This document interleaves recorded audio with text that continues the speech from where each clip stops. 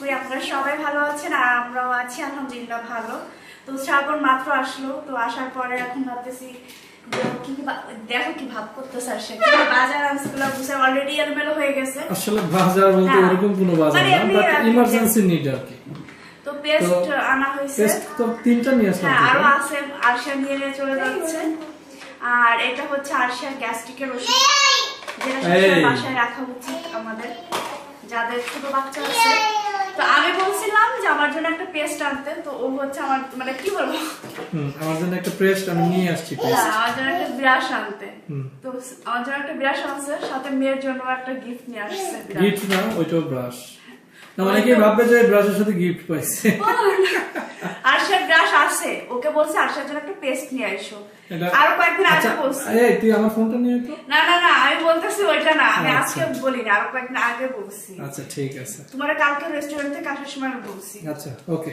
তো এটা হচ্ছে আমার ওর জন্য নিয়ে আসছে, ও ছোট পুতুলটা দেখে খুশি। আরশা নাও, আরশা তোরটা নাও নাও না মাম্মা। থ্যাংক ইউ মাম্মা।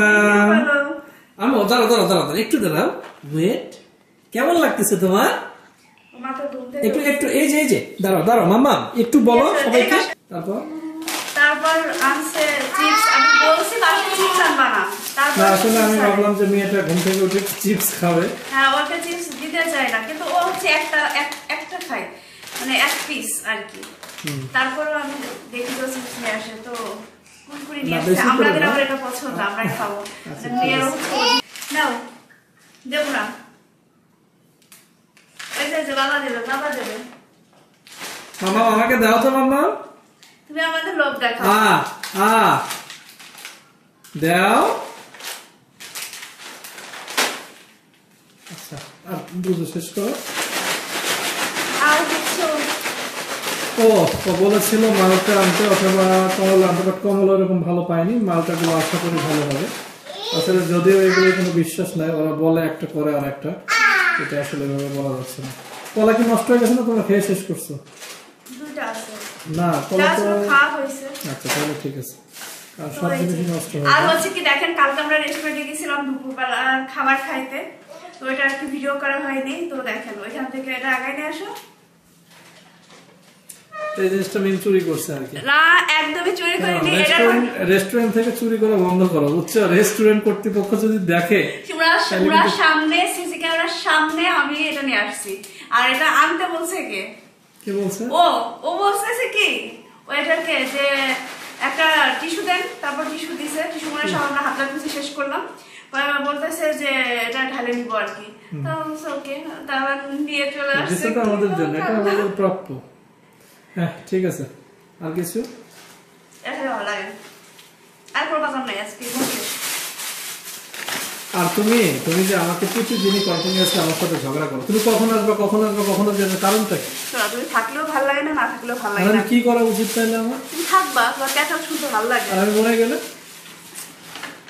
মরবা কেন? মরলে আমি কার সাথে এত বেশি কথা বলবো, কার সাথে ঝগড়া করবো, এটা তো হবে না। আচ্ছা যাই হোক, ঠিক আছে আমরা চলো তোমার জন্য সেমাই রান্না করবো। তো এখন এগুলা বসে আমি সেমাই রান্না করি, তুমি টালশাকে ধরো। ও আমার ভাইয়ের আজকে রেজাল্ট দিছে। তাই?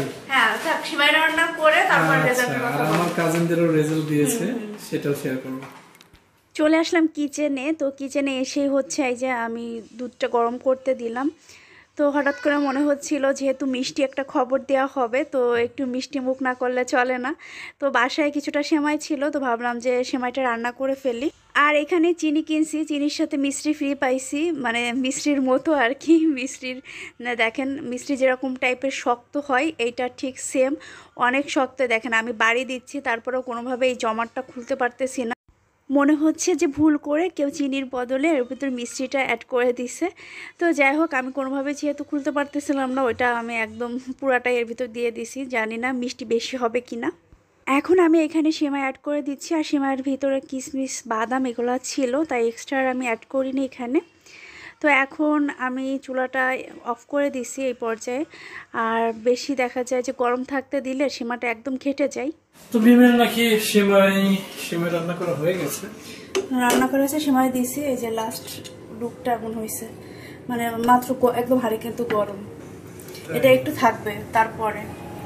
ইস, আমার কিন্তু মানে খাইতে মন চাচ্ছে। সেমাই বেশি গাঢ় হলে ভালো লাগে না, একটু এই যে এরকম থাকবে, এটা ভালো লাগে। Looking so delicious. এখন ঢেকে রাখবো। তো আসলে সেমাই খাওয়ার অপেক্ষা করছি।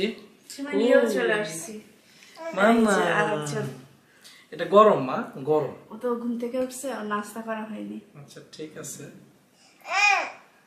চামচ নেবে বুঝনি, এত চামচ পছন্দ তার। ওরা কি দেখা যায় ক্যামেরাতে? না, এই একটু সরে বসলো, ও ক্যামেরাটা একটু ওই দিকটা আনদাও, তাহলে আর সে একটু বসুক। মাথায় চশমা দিয়ে রাখছে উল্টো।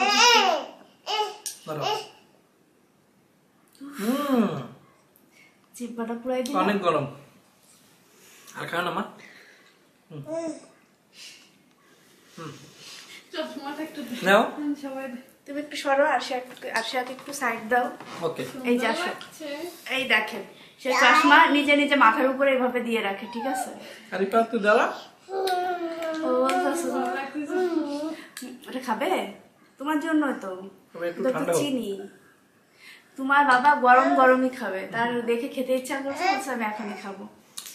তুমি একটু চশমাটা পরে দেখো। চশমা উল্টো হয়েছে ভাই। ঠিক করে পড়ো, ঠিক করে পড়ো। চশমার কিন্তু গ্লাস একটা রাত্রে ভাঙছে। মামা এই যে দাও আমাদের। যাই হোক, চশমা পরি। বিষয়টা হচ্ছে আরেকটা তোমার পিঙ্ক কালার। গতকালকে বাংলাদেশে এসএসসি রেজাল্ট প্রকাশিত হয়েছে। এটা আপনাদের সাথে তো আমরা তো share এটা করতে পারিনি। খুবই একটা ভালো বিষয়। তো আমার নিজের এসএসসি রেজাল্টের কথা মনে পড়ে গেল। তো একটা বিষয় হচ্ছে, আমি যে ইয়ারে পাস করেছি, অনেকে জানেন হয়তো বা, যারা আমাদের ভিডিওগুলো দেখেন মোটামুটি, এটা একটু সাইডে রাখ।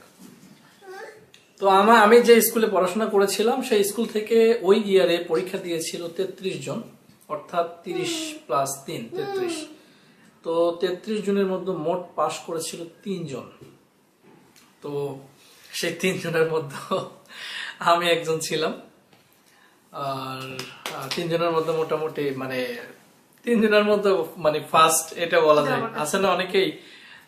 তো যাই হোক, 3 জনের মধ্যে মানে প্রথম স্থান অধিকার করেছিলাম। যাই হোক, ওই বিষয়টা মানে একেবারে এখনো যে আমার সাথে যারা ছিল ম্যাক্সিমামে ফেল করেছে। ম্যাক্সিমাম মানে বুঝতে পারছেন, 33 জনের মধ্যে 3 জন পাস করছে, 30 জন ফেল করেছে। ইভেন তো যে ক্লাসের সেকেন্ড বয় ছিল, সেও ফেল করেছিল।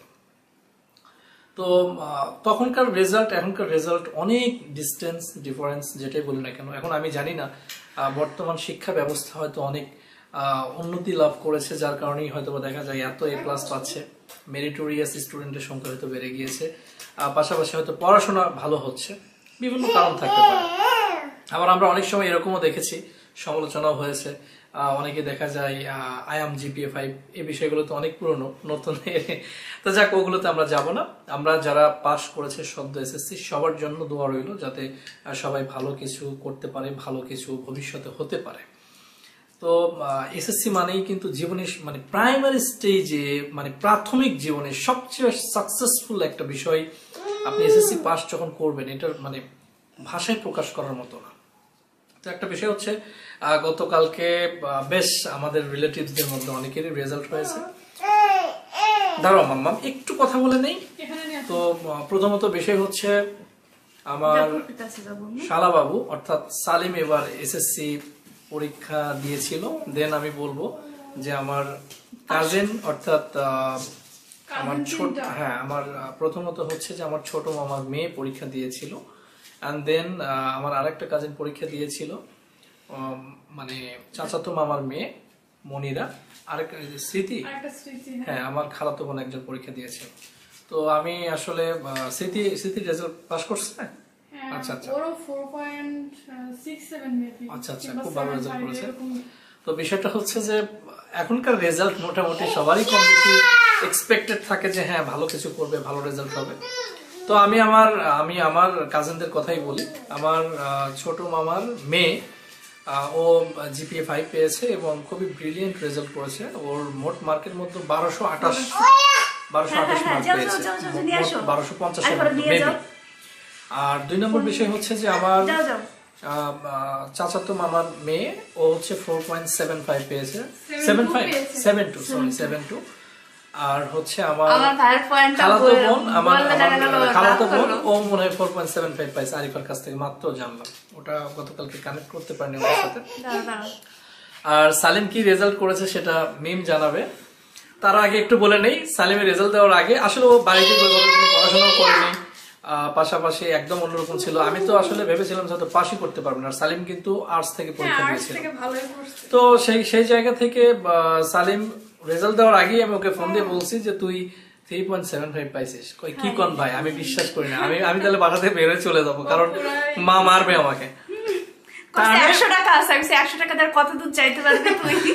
তো লাস্টলি ও রেজাল্ট আবার 10 মিনিটের মধ্যে রেজাল্ট পাইছে, পেয়ে আমাকে রেজাল্ট জানাইছে। তো আমি বিশ্বাস করিনি, পরে আমাকে বলছে আমি পাঠিয়ে দিচ্ছি। তো মিম তুমি বলো যে কি রেজাল্ট পাইছো? না ওর পয়েন্ট বলবো না, বলো, সমস্যা নেই। আচ্ছা ওই গ্রেড পাইছে সালিম 4.67 আর্টস থেকে অনেক ভালো রেজাল্ট করছে, মানে ওর তুলনায়, পড়াশোনার তুলনায়, গ্রামে থাকা অবস্থায় এটা এক্সপেক্টেড ছিল না।